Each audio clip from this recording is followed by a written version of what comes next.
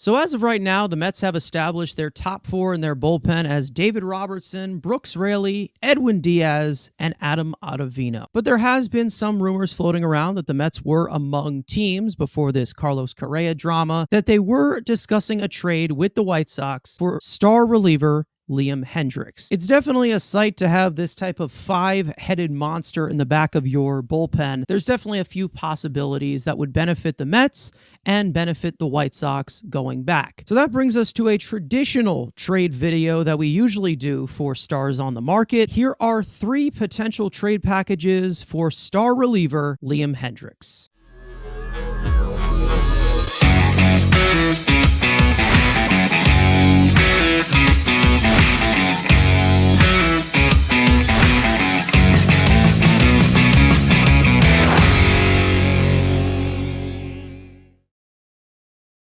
So for those of you who have not seen our trade package videos, they usually don't happen, but they are just hypotheticals of how the Mets could approach the trade market for that certain player. And as always, the Rhino GM takes the floor for his usual three potential trade packages. We don't know what the Chicago White Sox are doing because they went out and gave the biggest contract in their franchise's history to Andrew Benintendi, and yet there is the Liam Hendriks rumors they were listening. I guess to an extent you can understand it. They do have a lot of arms in that pen, some that are paid, some are not. Guys like Kendall Graveman, Joe Kelly, Aaron Bummer, Garrett Crochet, Jake Diekman, just to name a few. Why would the White Sox move them? I have two scenarios where it is a pure salary dump. Trade two is if it was just they want to trade him for his actual value. And then trade number three is with these videos, a fun hypothetical where the Mets can finish their offseason and be the best team in baseball. Now, there obviously is some of the speculation if Liam Hendriks would want the closer role or not. We all know that he is not going to be the closer because we just gave our actual closer $20 million a year for the next 5, possibly 6 years. That's obviously something to keep in mind, but as a stacked team as it is, I think he just wants to be a part of it. He's a very fierce competitor, but who knows? But we can say that the Mets and the White Sox have definitely been linked in trade talks before, as we do know that the Mets have needed relievers. White Sox definitely have a lot of relievers available of bad contracts the Mets can take on with their financial flexibility. And also the Mets have some infield pieces and some prospect pieces could possibly go in return to the White Sox that they need. Once again, another fact is that the White Sox have one of the thinnest farm systems in all of baseball. They have kind of only two pieces, Colson Montgomery and Oscar Colas, who's probably going to be their everyday right fielder this year, so that takes out a prospect. They are thin. They don't have any outfielders, kind of like the Mets, where there's no outfield depth, but there really isn't a position. They're like, oh, they have like 9 of them, like we do, with shortstop with their baseman. You know, if they're just trying to see Hendriks as, hey, he's owed $29 million over the next 2 years for a 34-year-old reliever that, yes, is a top 3 closer in the game, but we're not winning many games to begin with, so they are in a weird state of, we suck, we're in a shitty division, but we still can win the division just to get beat by either the Yankees or the Astros or the Mariners. And their owner, which we should make clear, not a big fan of Steve Cohen, so that is maybe another potential domino that would have to fall is if he would allow the Mets to be improved by his own team. So let's start off with the first trade. So what would be the first one that you would put on the table? So this option 1 is if the Chicago White Sox are in, let's just move the money to spend elsewhere in a pure salary dump, a la the Raisel Iglesias deal at the trade deadline when the Atlanta Braves got him for a box of cookies. The Mets would acquire the 2 years of, like I said, the $14 million for this year, $15 million next year, $29 million total for Liam Hendriks. The White Sox would acquire DH/ first base / third baseman, good at offense Mark Vientos with 6 years of team control, and left-handed swingman Joey Lucchesi. Vientos, expendable. We've made it clear he's going to be in every single like for these videos we do. He's gone in every single one because he has no role. Especially now, if Carlos Correa, knocking on wood, is on this opening day roster, he has no value to this team. He is only valued in trade scenario. The White Sox could definitely use a third baseman with Yoan Moncada's up and down. Sometimes he's good, sometimes he's absolute garbage. They are moving Andrew Vaughn to first base, so that would potentially block him there. But DH is an option. They do have Eloy. Vientos can get 8 Bs. It's Chicago that he will not get with New York. Joey Lucchesi, again, a guy we both value and like, but it doesn't seem this regime does. And the White Sox could use another like 6-man swingman role because they have a couple of pending UFAs and guys like Lucas Giolito who could potentially leave in free agency. You could never have enough pitching depth, so maybe why the Mets should try to hold on to Joey Lucchesi. You have to give up something of value. You're not just going to be given one of the best relievers in baseball, even if it's a salary dump. So the Mets would trade 2 kind of expendable assets. The White Sox get 8 years of team control for a guy who they have is a 34-year-old who has 2 years of team. I think this trade would definitely play into the trust that they have with Brooks Raley. Joey Lucchesi as possibly the second lefty relieving option in that bullpen right now. Maybe there's David Peterson as well, but we don't know if he's in the rotation or not. Brooks Raley does have that flexibility to do pretty much anything. We know that he knows how to spam the strike zone. We know that he knows how to contact manage. He's got strikeout stuff. He can pitch to righties and lefties. So we know that Joey Lucchesi can do that, but you can also trade Joey Lucchesi, who does have those years control as compared to waiting for a bet of hopefully he's healthy and hopefully he's just as effective. To have 5 high leverage relievers that includes Hendriks into that bullpen, that, maybe there's a possibility that the other 3 are just your typical long relievers. And what I really do like about a possible Hendriks trade is the fact that the Mets still have their flexibility even while paying him during this year. He has a club option that does turn into a vesting option if he is traded to next year. So the Mets and the White Sox in this situation both have that flexibility because it is a short-term deal where it's basically a 1-and-1. So now that we've talked about the salary dump, let's get into some tradable assets that the Mets have to create maybe possible flexibility on the roster in the future. Trade number 2 is the Chicago White Sox wanting actual assets and trying to win now while also improving their farm system. This is where the Mets have to give up some actual assets that hurts their team, it hurts their 26-man roster as well as their farm system. Hendriks, again, coming to New York. The Chicago White Sox would get Eduardo Escobar and his 2 years of $9.5 million both year. This year is guaranteed. The year after is a $9.5 million club option, so the White Sox would have control if he does come over and struggle or not. Right-handed pitchers, prospects, Matt Allen and Calvin Ziegler. Start with Escobar. Why does Escobar make sense for the White Sox? Like we've implied, they don't really have a third baseman. Yoan Moncada was supposed to be that guy, but he's been completely inconsistent throughout his career.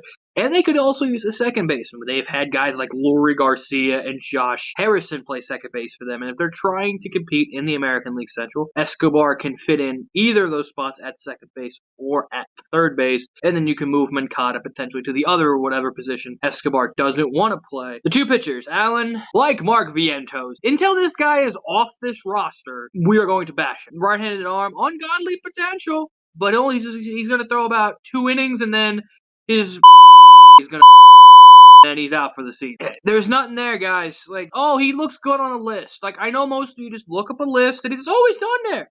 Go back and look at some of the Mets' past lists. You look at Daryl Siciliani and Desmond Lindsay is on those lists. Yes, just because he's in the top 10 doesn't mean anything. And this is a guy who's been injured to hell. If any team likes him, and the Mets can actually get value for him, ship him out of here. Calvin Ziegler, probably going to end up being a reliever. I think he can be a solid reliever, but the Mets obviously have a bunch of these guys where we think are going to project as relievers, not as starters. Flip one of these projected relievers for an actual trusted big league arm. So you cash out a Canadian right-hander to Chicago, which they can desperately use some more pitching depth, and they can have the ability to, hey, Matt Allen, I'll give you 10 years to make your big league debut, and Calvin Ziegler, you get 4 years to make your big league debut. Mets cannot afford to wait on question marks and a reliever. Package that with Escobar for a, top flight, high leverage arm in a win now scenario. This makes the most sense. Now, Escobar, we all know, is not going to be here long term, and he is going to be a pending free agent after this year, with them possibly declining his team option, which most likely will happen since Carlos Correa will probably be here, and then they'll also have other third base options. It's very possible. Instead of the Mets letting the guy just leave into free agency, it makes sense for the Mets to get some assets back for him. But in this case, they're trading for one of the best relievers in baseball. God damn it. Am I right? Matt Allen. Ungodly potential. Find it somewhere else. At this point, we've heard absolutely nothing about this guy for about 2 years now. He has not pitched a single minor league game in 3 years. He has pitched a total of 10 minor league innings in his entire career, and a majority of his draft class is already in the majors by now. Age 19, but as someone who is the projected only top flight starter of the future, he's not on the field. And as for Calvin Ziegler, we all saw that he was going to be possibly a reliever of value who have high upside, that are the most guarantee out of all of them. You get a win now player, you get a win later player, and then you get a whatever player, whatever the hell he's going to be in Matt Allen. We all know that there's multiple pieces that do need to be moved, and if the Mets were to make a trade, finish off the offseason, finish off all of their major moves aside from some, minor league signings or whatever, that multiple pieces coming back would definitely benefit, especially attached to a so-called contract that they're trying to move. What would be a trade as to where there's all advantages for both sides and could possibly finish the Mets offseason? The Mets have been linked, not just to Liam Hendriks, but we have gotten some links that they are very interested in left fielder, more of a DH, Eloy Jimenez, who is one of the better DHs in the game, does have a big defect that he's usually only plays 90 games a year, but he was playing the outfield, which he should not be doing. He would become the everyday DH, and that trade would be the Mets getting Liam Hendriks and Eloy Jimenez, who has 4 years of team control, this year making 9.5. Next year, making $13 million, and then 2 team options at 16.5 and 18.5. Going to the Chicago White Sox, Daniel Vogelbach, David Peterson, Ronnie Mauricio, and one of Matt Allen or Mark Vientos. Why does this happen? Eloy Jimenez is on one of the better contracts for his production in baseball. If he plays 120 games, you can pencil in 25 homers, 70 RBIs, and provides power at the bottom of this lineup. And the Mets lineup, hopefully with Carlos Correa, is already scary 1 through 6. You want to make that DH spot terrifying? You add Eloy Jimenez as your everyday DH. It also gives you the benefit, like we said, Francisco Alvarez, no pressure kid, play every day in AAA as a catcher, and if a catching injury happens, which they do, then you come up to play catcher. Brett would be in left field. And you would have arguably a better lineup than the Phillies, who everyone calls the best lineup in baseball. You put Eloy hitting 7th in this lineup with Beatty in the catcher spot. It would be, where's there an easy out? The price you're going to have to pay. The White Sox have been heavily interested in Ronnie Mauricio. We've gotten reports about that. We've made it clear he does not have a spot on this big league roster. You know who's going to have a spot for a shortstop potentially after this season?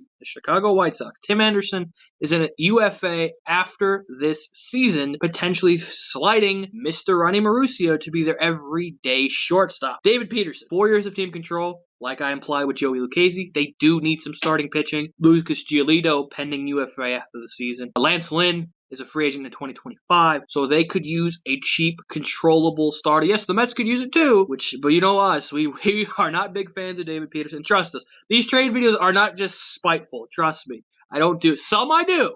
There are some trade packages that are spiteful. A cost-controllable left-handed pitcher is valued way more than Tylor Megill. If it makes you sleep better at night that says Tylor Megill, do that. But David Peterson does have more value to MLB owners and GMs because he throws left-handed. Lefties always have more value than a righty. Daniel Vogelbach, you're taking their DH, clears up that roster spot the Mets desperately need. He can be the everyday platoon, potentially him with Mark Vientos. Send that DH platoon over to Chicago because guess what? They can have a couple of DHs, so their DH spot will be completely empty with the no longer having Eloy Jimenez on the roster. They have the bench spots because they don't have anybody currently on their bench to do that and be able to platoon.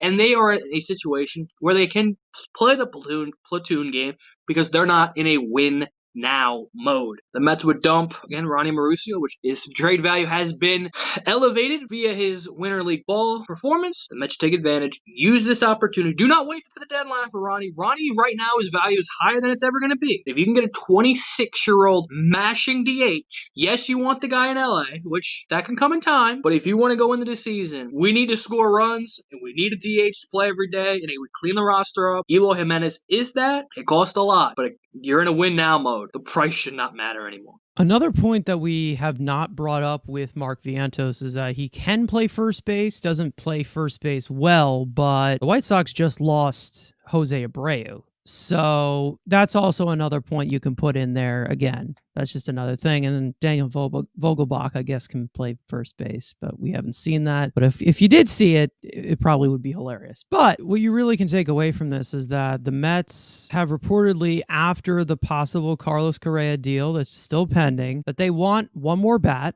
and they want one more reliever. In the sense of the bat, you have to think that Mark Vientos is one that goes in return if they were to get it through trade. Either way, Vientos is the odd man out. Another reason as to why Vogelbach would be gone is because he only works and shows his value in a platoon. And the fact that Eloy Jimenez would be the everyday DH in this sense, obviously, for what he's getting paid and how long-term he's locked down for, then Vogelbach would also go the other way. As you look at it, Jimenez's contract is quite the bargain just for a bat, especially on this market now. And of course, the adding on the Hendriks contract, which is short term. We'll see how the Mets do finish off this roster post the Correa move once we figure out the verdict on that. But we know that there's a lot of pieces that do have to be moved or do have to be decided on before spring training begins.